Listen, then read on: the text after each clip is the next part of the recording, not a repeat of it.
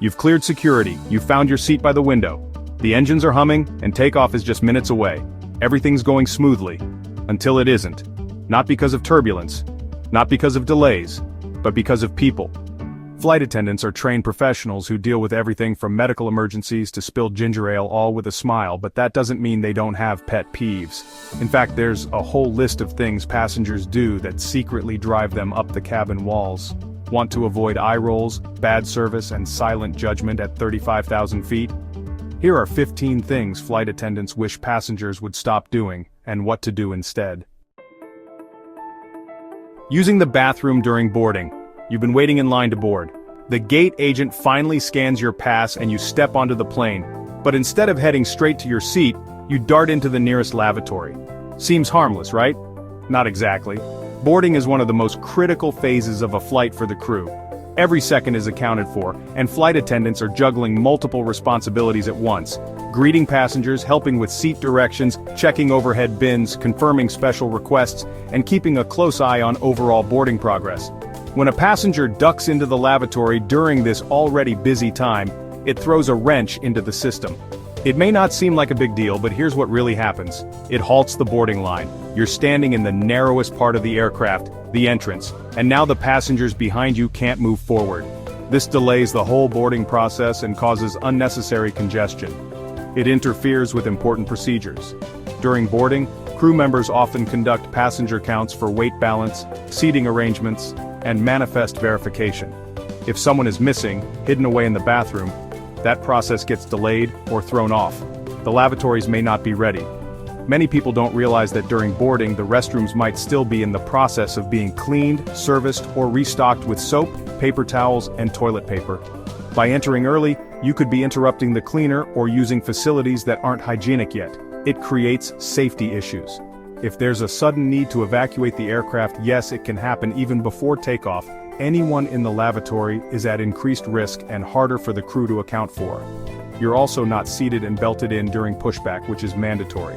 On top of all that, walking into the lavatory at that moment signals to the crew that you might be the kind of passenger who's not paying attention or disregards instructions, a reputation you don't want 10 minutes into a flight. Pro tip: use the bathroom in the terminal before boarding begins, especially on shorter flights where lavatory use is limited anyway. Airport restrooms are larger, better ventilated, and you won't be holding up 100 people behind you. Plus, it's just one less thing to stress about once you're on board. Hauling too much carry-on luggage. We've all seen it. One person tries to board with a suitcase, a backpack, a giant neck pillow, a tote bag from duty-free, and somehow a yoga mat. Guess what? All those bags take up precious space. And that space isn't endless. Cabin storage is limited. When one person hogs the overhead bins, it forces others to stash their bags rows away, or worse, gate check them. That creates a game of luggage Tetris for the crew, who now have to reorganize the cabin instead of preparing for takeoff. Stick to the rule. One carry-on, one personal item, and stow them in your space, not 4 rows up just because it's convenient. Releasing funky smells in a pressurized tube. One passenger opens a tuna sandwich, another kicks off their shoes, revealing socks that survived a hike. Someone douses themselves in perfume. Airplanes are sealed environments with recycled air. Any smell you bring in, everyone else gets to share, lucky them. Flight attendants won't call you out, but they'll definitely remember you. Strong food, foot odor, overpowering fragrances, none of it stays private. Golden rule. If it wouldn't fly in a church pew, it shouldn't happen on a plane. Bring neutral snacks, wear deodorant, and for the love of fresh air, keep your shoes on. Zoning out during service. You finally settled in. Your noise-canceling headphones are on, the movie is hitting its peak, and for the first time in hours, you're fully relaxed. You're in your zone. Then, you catch movement in your peripheral vision. Someone is waving in front of your face. It's not an interruption, it's your flight attendant. They're not trying to ruin your cinematic moment, they're just offering a drink, a snack, or a meal as part of the in-flight service. But when you're completely zoned out, it slows everything down for everyone. Here's why this matters more than you think. Service is done on a tight schedule. The crew has limited time to get through every row before other duties call, especially on short-haul flights. Delays caused by passengers who aren't paying attention can disrupt the entire flow of service. Your attention helps the entire cabin. If a flight attendant has to wave, speak louder, or repeat themselves multiple times for one passenger, it holds up the cart and everyone behind you. A quick glance up or removing one headphone avoids that completely. It reduces unnecessary awkwardness.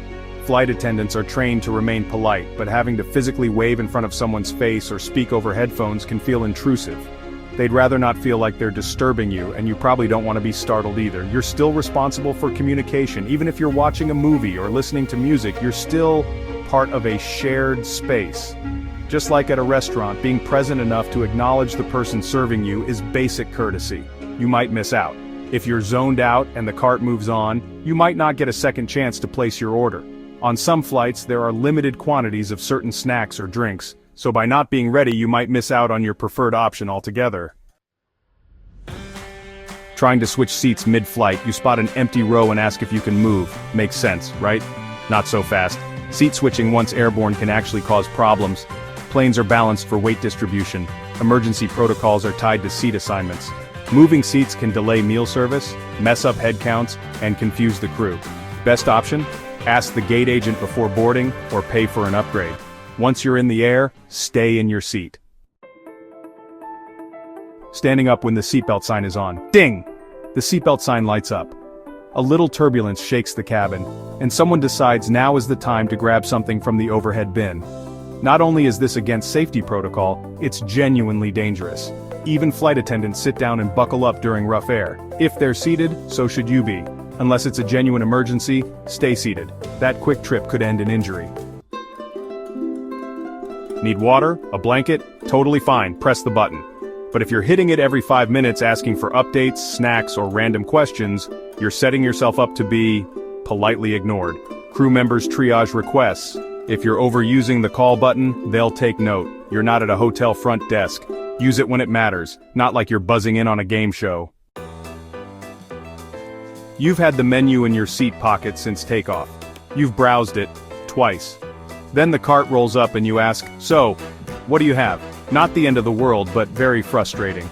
Flight attendants are working on tight schedules. Stalling holds up the entire cabin. Be ready when they get to you. Can't decide? Say, "Surprise me." Trust us, they'll love that. The trash bag comes by, you smile, and shove your used napkin into the seat back pocket instead. Please don't. Seat back pockets aren't garbage bins, they're shared spaces.